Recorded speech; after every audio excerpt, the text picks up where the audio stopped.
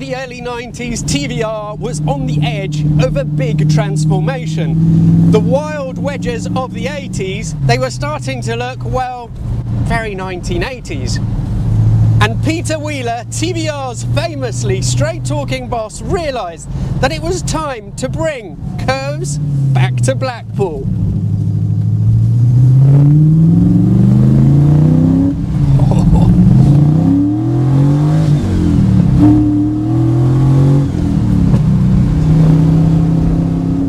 This is a 1992 V8S, the fastest of the S-Series cars and the last of the traditional TVRs before the company went completely crazy with the Griffith, the Cerberus and so on. Today we're going to find out if this just might be the best old school TVR that you can buy.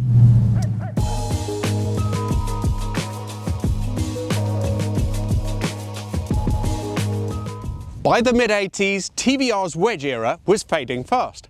People wanted something classic again, something with curves, something with a bit of romance. Peter Wheeler was now the boss of the company, and he looked back to the 1970s 3000S for styling inspiration.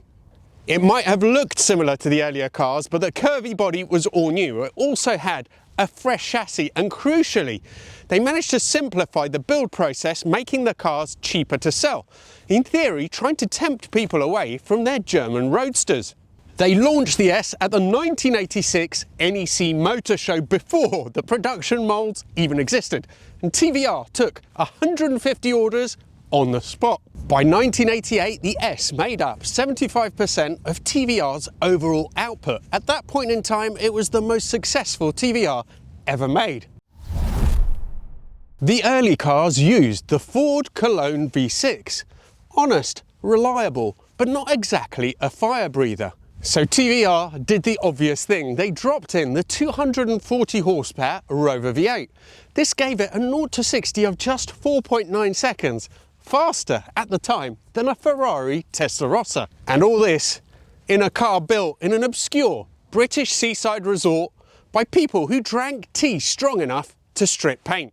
Although officially only sold as a 3.9 litre, at least two 4.2 litre official versions exist with 265 horsepower. The important thing is that this era of TVR didn't suffer from the frailty of the Speed 6s that followed. So that makes this the dependable TVR.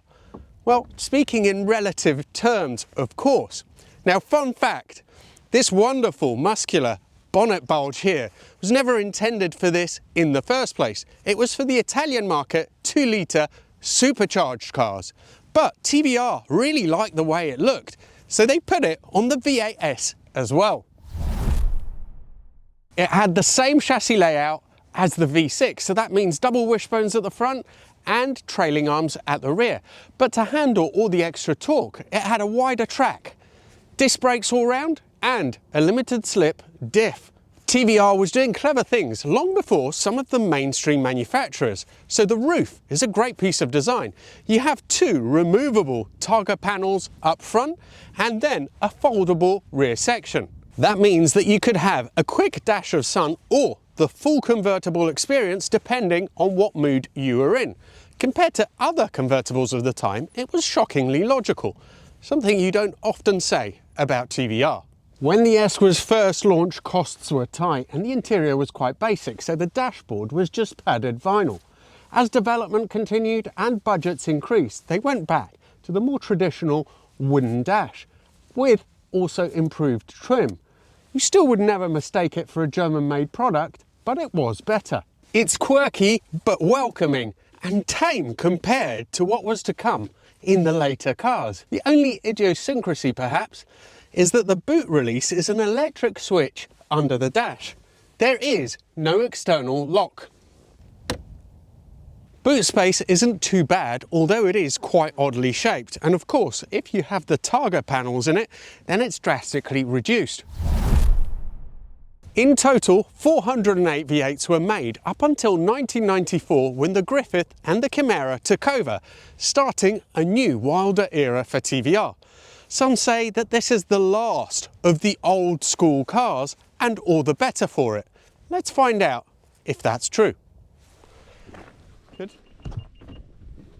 let's start up the beast, and before that I'm just depressing the clutch right now, and I can tell you this is one of the heaviest I've ever used. Initially it almost feels like a brake pedal. Oh, but it's worth it, isn't it? Because just listen to that sound.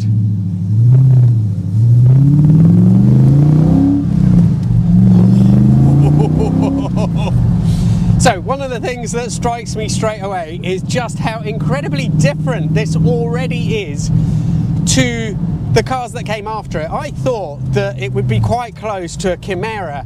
It's a very similar car in outward and in conceptual design, but this really is, it feels so different. So the steering, incredibly heavy at parking speeds, which has its own challenges, but it's also that heavy clutch. And this gearbox, which is just quite bulky, quite obstructive. It makes it a really sort of old school, hairy-chested man's car to drive. You have to drive it with strength. The other bizarre thing is that you sit quite low in it and you've got that bulge sort of popping up ahead of you. So it makes it feel bigger than it really is. It's not a big car in the scheme of things, but because you sit low, almost sort of tilted back a little bit as well, and you have that bulge there, it's like you're in a bigger car.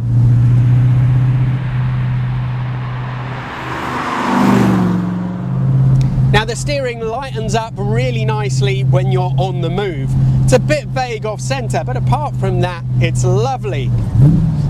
Gearbox really is quite obstructive, but managed to get it into third okay. Before, when I drove it, I was really struggling sometimes. It would just balk at going in. But this is the bit that I know you've all been waiting for.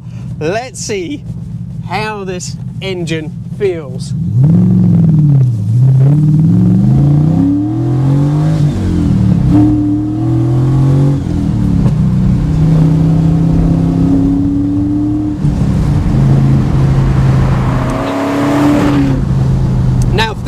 The roads have dried up a little bit, because when I came by before it was just braking traction absolutely everywhere. Now there's a little bit more chance of putting the power down, but all the same this feels like a handful. When you go off, the front end really lifts, the back end squats, and it shoots off down the road.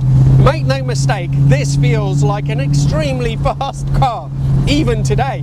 It's just that torque. It also makes it a handful when you're driving on roads which are a little bit slimy. Now the chassis isn't really that much different to the cars that came after this, but somehow this does feel like a more agricultural car. It's raw, it's loud, the engine is much more present. Modern cars wouldn't get away with having a standard exhaust, which this has, which is as loud as this. Now this one has aftermarket adjustable shocks, but all the same, on the road, the chassis never feels 100% fully settled. It's sort of always moving around with the changes in the surface. It's not uncomfortable as such, it just feels like an older car. It would make a great tourer. The engine has so much torque, from tick over almost, that it makes it very easy to drive. You can imagine bimbling around the south of France with that V8 burble in your ears. Also weather protection with the roof down. Apparently the owner Richard told me it doesn't make much difference whether you have this rear section up or down in terms of wind protection, and it's pretty good. I can feel a little bit of blustery stuff going on the top of my head, but apart from that you're quite well protected. You sit down low and it's really snug. The seats are really, really comfortable. They hold... Sorry, someone there just swerving to avoid a pothole, which, yeah, I mean, I get why you're doing it, but you can't just do that if somebody is coming the other way. Anyhow, so it's an incredibly comfortable place to be. Maybe your lower body, your legs, not too much room, but you know, I'm 6'1", properly comfortable here, stretched out, it's all fine.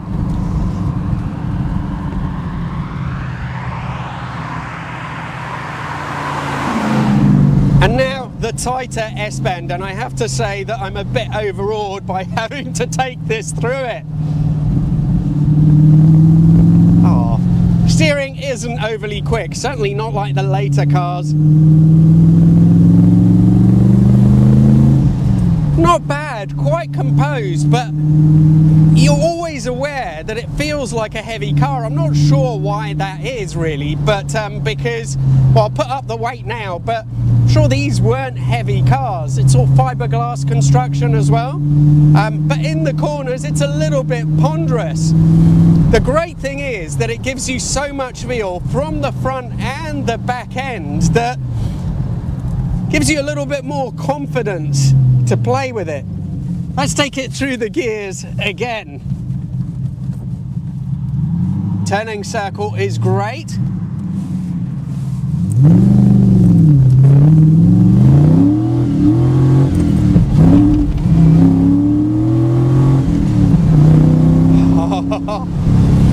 Thankfully, that limited slip diff does tend to keep things on the straight and narrow, but even now that the road is drying out, it really wants to break traction all the time. I don't think it's a perfect car for these really sort of tighter bends, but let's try it again. It does all right.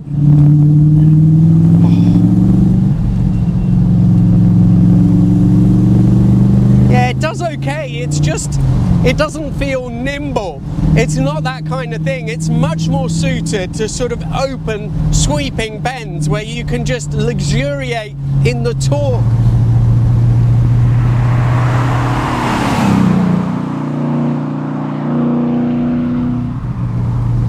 Now, the story of how the V8S came to be tallies with how it feels. The fact that it's a bit more simple, more rugged, more raw than the other cars.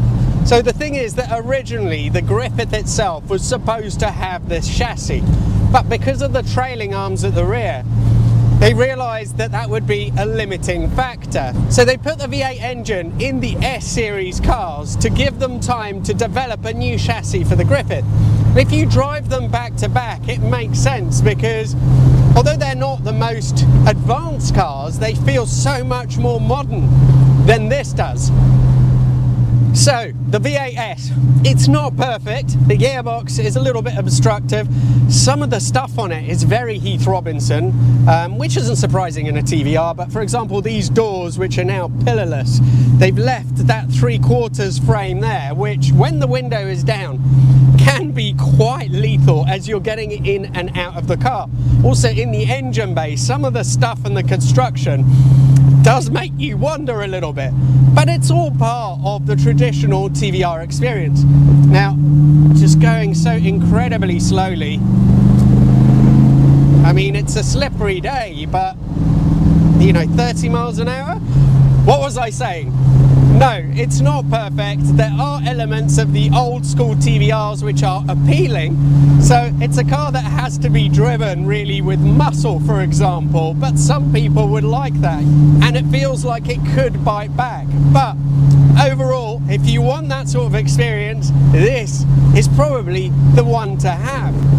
This is the ideal bit of road for the V8S. This is what it really loves. You just surf on the torque, thread it through the more open corners, and then it all really does come together.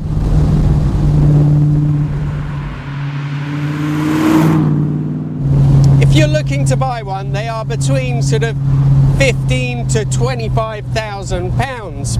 The crucial thing is, buy on condition, not ever on mileage. One of the main things that they have is that the backbone chassis has some outriggers on each side and they tend to rot.